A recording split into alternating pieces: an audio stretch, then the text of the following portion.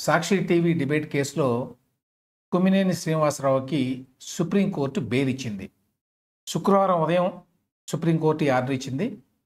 Supreme court న్యాయమూర్తులు justice Prashanth Kumar Mishra, justice Manmohan వీరిద్దరితో కూడిన ధర్మాసనం ఈ ఆర్డర్ను పాస్ చేసింది. కొమ్మినేని శ్రీనివాసరావు తరఫున లాయర్ సిద్ధార్థ దవే వాదించారు. స్టేట్ గవర్నమెంట్ తరఫున ఇద్దరు లాయర్లు ముకుల్ రోహతగి అట్లాగే సిద్ధార్థ లూథ్రా వాదించారు. ప్రధానంగా సుప్రీంకోర్టు ఏం చెప్పిందంటే, ఆ డిబేట్లో ఆ డిఫమేటరీ మాటల్ని అన్నది యాంకర్గా ఉన్నటువంటి కొమ్మినేని శ్రీనివాసరావు కాదు, ఆ డిబేట్లో పాల్గొన్నటువంటి ఒక ప్యానలిస్టు. కాబట్టి ఈయన అరెస్ట్ చేయడం కరెక్ట్ కాదు అనేది మా అభిప్రాయం అని చెప్పి సుప్రీంకోర్టు చెప్పింది. వేరే వాళ్ళు ఎవరో స్టేట్మెంట్ ఇస్తే దానికి ఆ షో యాంకర్ని ఎట్లా అరెస్ట్ చేస్తారు అని చెప్పి జస్టిస్ మన్మోహన్ అడిగారట. అడిగితే దానికి ముకుల్ రోహతగి ఏమన్నారంటే, he was goading and abetting the man who was making the statement, he was laughing అని అన్నాడు. ఎవరైతే ఈ కామెంట్స్ చేశారో ఆ వ్యక్తిని ప్రోత్సహించాడు ఈయన యాంకర్ గారు. అంతేకాదు ఆయన మాట్లాడుతుంటే నవ్వుతూ కూర్చున్నాడు అని కూడా అంటే, దీనికి జస్టిస్ మిశ్రా ఏమన్నారంటే, ఎవరైనా ఒక అడ్డగోలు మాట అంటే అవతల వాళ్ళు మనం నవ్వచ్చు ఒక్కోసారి, వి లాఫ్ ఇట్ ఆఫ్ అన్నారు. అంత మాత్రం చేతనే వీళ్ళు కూడా దోషులని చెప్పి అనలేము, ఇట్లాంటివి ప్రతిరోజు జరుగుతూనే ఉంటాయి అని న్యాయమూర్తి అంటే, రోహతగి దానికి ఆయన ఏదో పక్కన నిలబడ్డ వ్యక్తి కాదు, ఈయన ఆ ఛానల్లో పనిచేస్తున్న వ్యక్తి, ఈయన ఆ షోను కండక్ట్ చేస్తున్న వ్యక్తి, కాబట్టి ఈయనకి బాధ్యత ఉంది అని చెప్పి ఈయన వాదించాడు. కానీ మిశ్రా ఏమన్నారంటే, but is not saying this, ఆయన ఏమీ అంటలేదు కదా ఆ మాట, ఆయన కాదు కదా అన్నదా ఆ మాట అంటే. మళ్ళీ సిద్ధార్థ లూథ్రా, రోహతగి ఇద్దరు కూడా ఏమన్నారంటే, ఆయనకి ఎక్కేస్తున్నాడు, అవతల ఎవరైతే ఇటువంటి స్టేట్మెంట్స్ ఇస్తున్నాడో ఆ వ్యక్తిని ప్రోత్సహిస్తున్నాడు యాంకర్ గారు అని వాదించడమే కాకుండా మరొక పాయింట్ ఏమి లేవదీశారంటే, బెయిల్ కావాలి అనుకుంటే ఆయన ఏపీ హైకోర్టుకి వెళ్ళాలి, నేరుగా సుప్రీంకోర్టుకి రావాల్సిన అవసరం లేదు.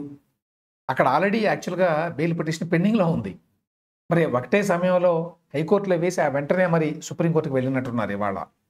కానీ సుప్రీంకోర్టు మాత్రం లేదు, అతన్ని విడుదల చేయండి, ఎందుకంటే మీరు చెప్తున్నటువంటి డిఫమేటరీ స్టేట్మెంట్ని ఆయన స్వయంగా చేయలేదు కాబట్టి ఆయన్ని జైల్లో ఉంచడం కరెక్ట్ కాదు అని అంటూ, ఈ సందర్భంగా పత్రికా స్వేచ్ఛను కూడా మనం కాపాడాలి అనే మాట న్యాయమూర్తులు అన్నారు. బెంచ్ వారు ఇచ్చినటువంటి ఆర్డర్లో ఏమున్నదంటే, considering that the petitioner himself has not made any such statement, petitioner స్వయంగా అటువంటి స్టేట్మెంట్ చేయలేదు కాబట్టి, and ఈ journalistic participation in a live TV show deserves to be protected so that the freedom of speech is also protected in the process. కాబట్టి ఆయన స్వాతంత్ర్యాన్ని అట్లాగే పత్రికా స్వేచ్ఛని కాపాడేటువంటి ఉద్దేశంతో we direct that the petitioner shall be released in relation to the FIR. ఈ ఎఫ్ఐఆర్కి సంబంధించి ఆయన చేసిన arrest నుంచి, జైలు నుంచి ఆయన్ని విడుదల చేయాలి అని చెప్పి మేము చెప్తున్నాము. అయితే subject to the conditions to be imposed by the trial court. కింది ట్రయల్ కోర్టు వారు అవసరమైన షరతులను విధిస్తారు, కానీ ఆయన మాత్రం రిలీజ్ చేయాలి. It is made clear that the petitioner shall not involve himself in any defamatory statement either by himself or by allowing others to make such statements in his presence in the show which the petitioner is anchoring or hosting. అంతేకాదు ఈ petitioner ఇటువంటి defamatory స్టేట్మెంట్స్ని చేసే ప్రక్రియలో పాల్గొనకూడదు, తాను పాల్గొనకూడదు, లేక తన షోలో వేరే వాళ్ళ చేత మాట్లాడించకూడదు అని కూడా మేము ఆదేశిస్తున్నాము అని చెప్పారు. ఇది కేసు Kommineni Srinivasa Rao versus state of Andhra Pradesh. ఈ రెడ్ పిటిషన్ మీద సుప్రీంకోర్టు వారు ఆర్డర్ ఇచ్చారు. కాబట్టి కొమ్మినేని శ్రీనివాసరావు ఇవాళ రిలీజ్ అవుతారు. అంతకుముందు ఈ ట్రయల్ కోర్టు వారు కొన్ని కండిషన్లు విధిస్తారు. ఆ ప్రక్రియ పూర్తి కాగానే ఈయన రిలీజ్ అవుతారు. దీన్ని బట్టి అర్థం చేసుకోవాల్సింది ఏంటంటే, వైఎస్ఆర్సీపీ వాళ్ళు దీన్ని చాలా ప్రతిష్టాత్మకంగా తీసుకొని హైకోర్టులోనే కాకుండా సుప్రీంకోర్టులో కూడా వెంటనే వెళ్ళి అక్కడ బెయిల్ పిటిషన్ వేశారు.